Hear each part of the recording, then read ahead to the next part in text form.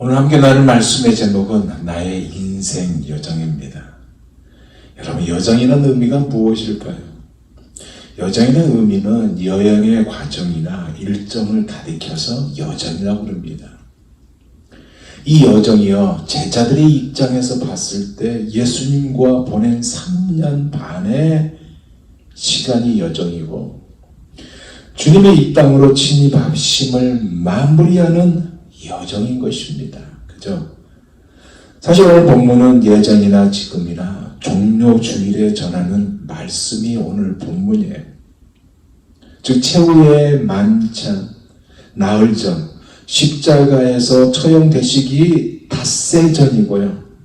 부활하시기 일주일 전인 승리의 입성의 날이 바로 오늘 본문에 나오는 날입니다. 이 여정을 오늘 본문에서 예루살렘의 입성과 환영하는 무리로 시작하고 있어요. 그러면서 하나님의 아들이 고난을 받으시고 죽으실 날이 가까워지자 마치 시간이 멈추고 우주가 숨을 죽인 것 같은 느낌을 주고 있는 것이 오늘 또한 본문입니다. 무슨 얘기냐? 스가랴서 9장 9절의 예언의 성취되는 날이고, 세상의 왕으로 백성 위에 군림하는 것이 아니라 구원자로 십자가를 지시기 위한 여정의 시작이란 얘기입니다. 특히 감사의 계절을 맞이하고 있지 않습니까? 이러한 계절을 맞이하고 있는 우리가요, 오늘 예수님의 여정을 다시 한번 나누면서 우리의 여정도 어떻게 되어야 하는지를 돌아볼 수 있는 기회가 되기를 원합니다. 먼저 오늘 본문에 나오듯이 예수님은 갈릴리에서 예루살렘으로 6월절 절기를 지키려고 올라오심을 전하고 있습니다. 해마다 열리는 축제에 참여하기 위해서 며칠째 걸어오고 있어요. 여정의 막바지에 이르러서는요, 더 확장된 제자 집단이 등장하는데, 즉 예수님과 제자들만이 아니라 많은 다른 유대인들도 같이 올라왔고요. 여러 곳을 지나가시다가 눈을 뜨게 해주신 두 앞을 못 보는 이들도 같이 동행을 했습니다. 여리고에서 예루살렘까지 그 길이 가는 길이 어떤 길이냐? 매우 험준한 산골길이에요. 산골길. 여러분, 예루살렘은요, 해발 700m에 위치하는 곳입니다. 그리고 사해에 가까운 여리고는 해면보다 400m나 낮은 곳이에요. 거리가 30km이어도 낙차가 1100m나 되는 이 거리를 올라가는데 생각해 보세요. 큰 대로가 아닌 계곡길을 따라 올라가고 있어요. 이 계곡의 이름이 뭐냐? 와티켈드라는 계곡이에요. 왜 이 계곡길을 이용하느냐? 이 계곡 안쪽으로 들어가면 예루살렘에서부터 시작되어 여리고 방향으로 흐르는 물줄기가 있기 때문에 이 물을 공급받으면서 올라가고 있는 거예요. 그리고 예루살렘 성벽에서 약 3km 떨어진 감람산 동쪽 경사면에 있는 베다니에서 하룻밤을 묵습니다. 그리고 아무도 타지 않는 나귀 한 마리와 그 새끼 망아지를 데려와 타시는데요. 이 사실을요, 마태는 앞에서 거론했듯이 스가랴서 9장 9절을 풀어서서 이 행이 내포된 예언적 의미를 이렇게 설명하고 있어요. 5절에 이렇게 말합니다. 시온 딸에게 이르기를 내 왕이 내게 임하나니 그는 겸손하여 나귀 곧 멍에 매는 짐승의 새끼를 탔도다 하라 하였느니라. 무슨 얘기예요? 강력하고 분명한 무한의 메시지. 그게 뭐예요? 내 왕이 내게 임하니.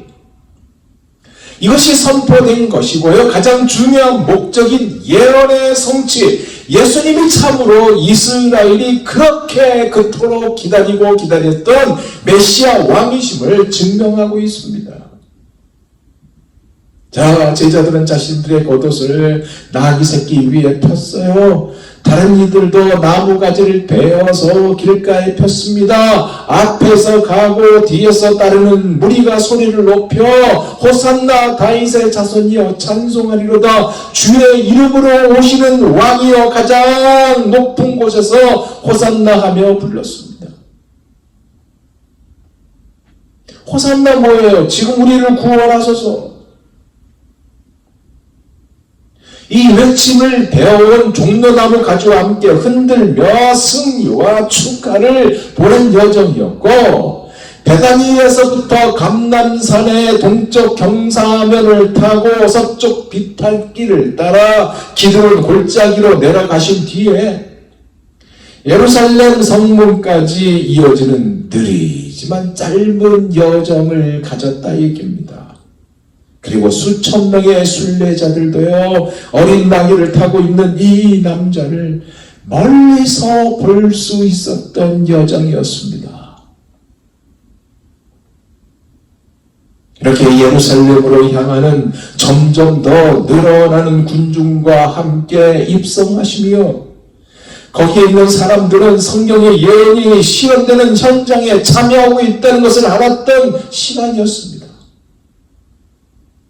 즉 예수님의 행동이 어떤 의미인지를 이해했다는 말이에요. 특히 예루살렘 동문에 가까워지자 우렁찬 찬양의 함성과 환호성이 도시를 가로질러 골짜기 전체에 울려 퍼졌어요.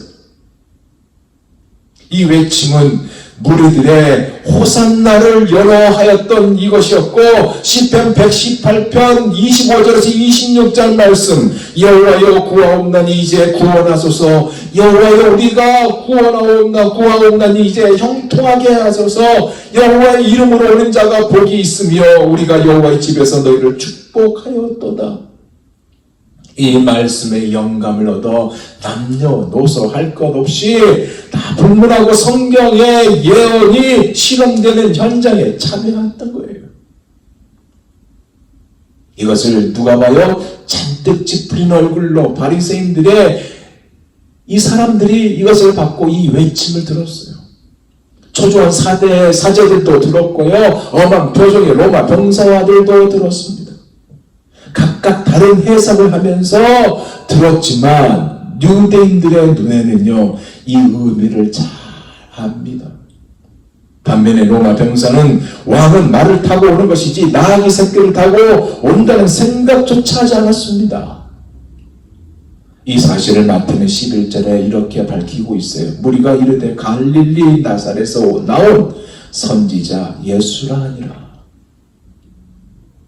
그리고 오늘 본문은 더 다른 이야기를 하지 않지만 누가복음 19장 39절에서 40절에서 군중들이 예수님을 대망의 메시아라고 말하니까 이것을 바리새인들이 꾸짖어 달라고, 군중을 꾸짖어 달라고 이런 진정성을 요구했지만, 주님은 오히려 그들을 머리끝까지 화나게 했다고 기록하고 있어요. 누가복음 19장 39절에서 40절 이렇게 기록합니다. 무리 중 어떤 바리새인들이 말하되 선생이여 당신의 제자들을 책망하소서 하거늘 대답하여 이르시되 내가 너희에게 말하노니 만일 이 사람들이 침묵하면 돌들이 소리 지르리라 하시니라. 무슨 얘기예요? 돌까지도 이 바리새인들이 예수님을 거부했다는 것을 알았다는 얘기 아닙니까? 안 그래요? 그럼 오늘 본문이 우리에게 말씀하고 있는 것이 무엇일까요? 첫째로 예수님의 예루살렘 입성은 짧은 여정이었지만 이 여정은 영원한 운명을 봉인하는 지극히 중요한 여정이라는 이야기입니다. 무슨 말이냐? 하나님의 뜻을 이루는 여정이었다는 얘기예요. 여러분, 하나님의 뜻을 이루는 것이 뭐예요?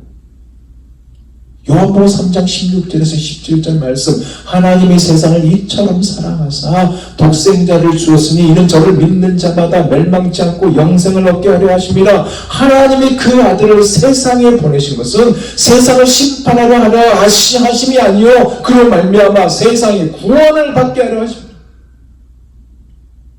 하나님의 우리를, 하나님의 여러분을 이처럼 사랑하사 독생자를 내주는 사랑이었고, 그 사랑은 예수님을 죽음의 자리로 몰아서 우리가 멸망하지 않고 영생을 얻게 하시려는 사랑, 그로 말미암아 구원을 받게 하시려는 사랑이 하나님의 뜻이었다.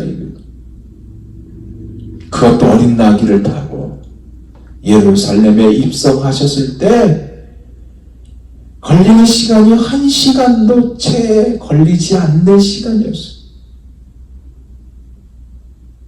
채 1시간도 걸리지 않는 이 시간이 바로 운명을 봉인한, 영원한 운명을 봉인한 지극히 중요한 여정이었다는 사실이에요. 여기에 조건이 뭔지 아세요? 예수님을 나의 구주로, 나의 구원자로, 나의 구세주로 믿는 것입니다. 두 번째는 일부러 당신의 정체를 드러내셨다는 것입니다. 11절 다시 봅니다. 갈릴리 나사렛에서 나온 선지자 예수라니라. 이것은 한마디로 뭐냐? 공식적 모습을 드러내심이에요. 6월절의 절기를 지키려고 와서 드러냈다고 밝히는 겁니다. 아시다시피 6월절은 뭐예요? 이스라엘 민족에게 가장 큰 명절이 6월절이에요. 왕궁 각처에서 이 6월절을 지키기 위해 예루살렘으로 몰려듭니다. 예루살렘에서 30km 이내에 있는 성인 남자들은 의무적으로 6월절에 참여해야 하지만 이집트나 바벨론 등등 사방에 퍼져 있는 디아스포라 유대인들은 일생에 최소 한 번은 예루살렘에 와서 지켜야 하는 절기가 6월절이에요. 이때 평균 모이는 수가 얼마인지 아세요? 약 250에서 300만 명. 그러니 예루살렘의 분위기는 어떤 분위기였어요? 특별한 긴장감으로 가득했고, 말로만 듣던 예수님이 이제 예루살렘에서 공식적인 모습을 드러내고 있는 거 아닙니까?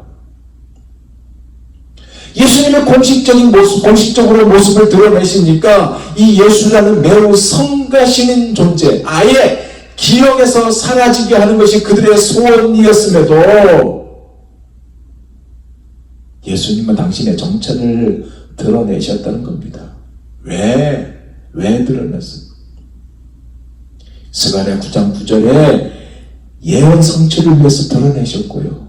어린 나귀를 타신 분이 바로 구세주라는 것을 위해서 드러내셨고요. 우리를 살리려고 오심은 결국 죽음의 길로 가셔야 했기에 드러내셨습니다.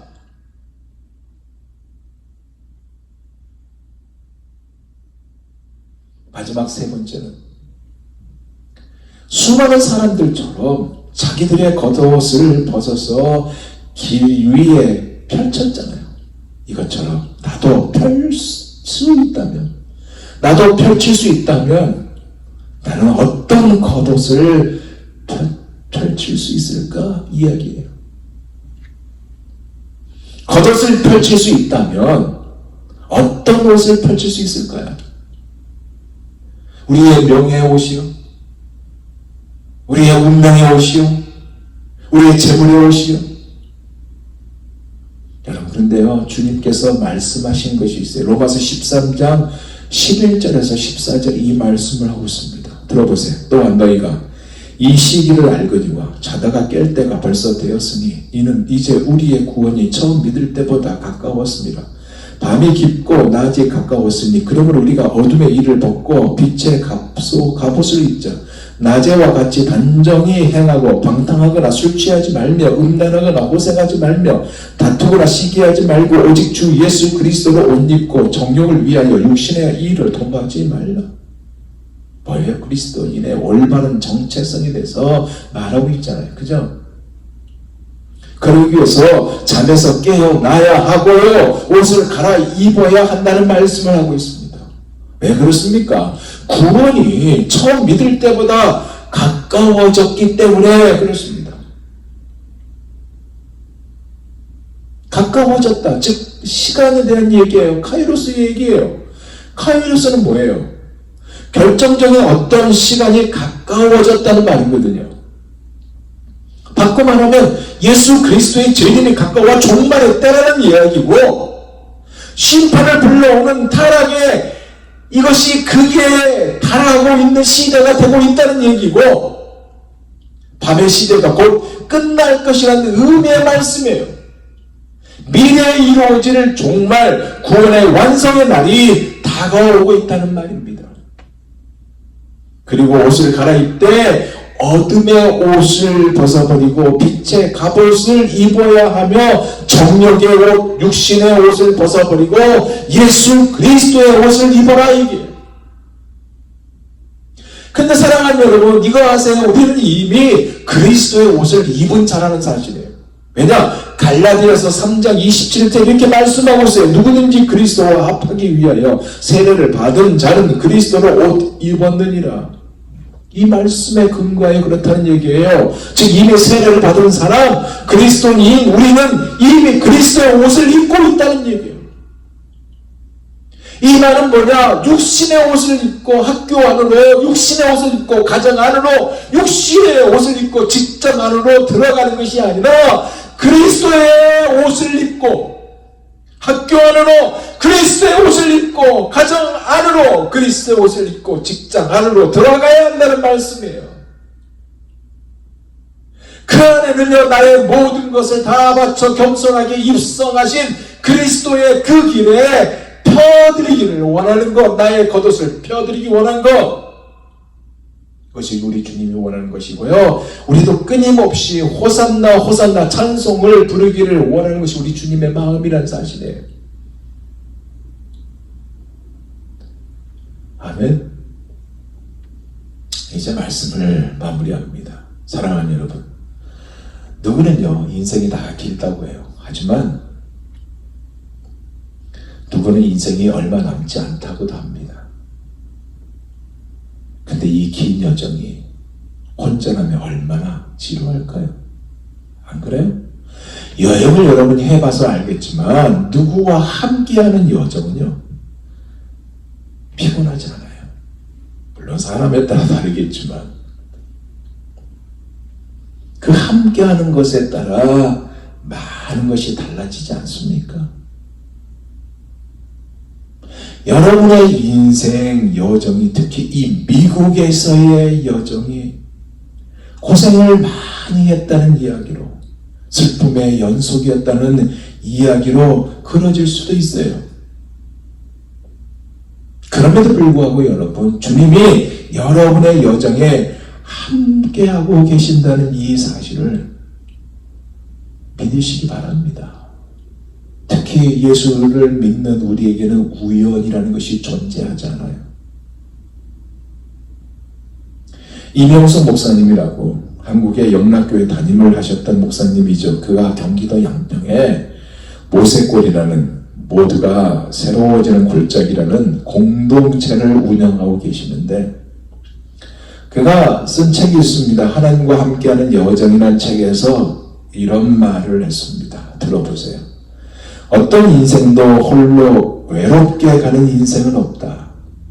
그러하기에 모든 사람들이 이 세상에 절대자가 있다는 것을 깨닫고 그들이 인생의 여정에서 매일 동행하시는 주님의 뜻을 알고, 그래서 궁극적인 여정의 목표를 바르게 설정해야 한다 라는 말을 했습니다. 무슨 얘기일까요?